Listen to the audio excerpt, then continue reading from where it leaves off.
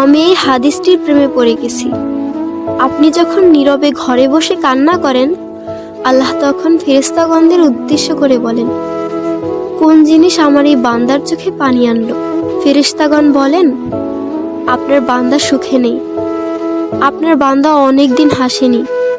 এই বলে ফেরেশতাগণ কান্না করতে থাকেন এবং আল্লাহকে বলেন, হে আমার রব, আপনি জানেন আপনার এই বান্দার হৃদয়ে কি রয়েছে, অতএব আপনি তার জন্য সবকিছু সহজ করে দিন। আল্লাহ বলেন, আমার এই বান্দা এমন কিছু জীবন থেকে হারিয়ে ফেলেছে যা সে অধিক ভালোবেসেছিল।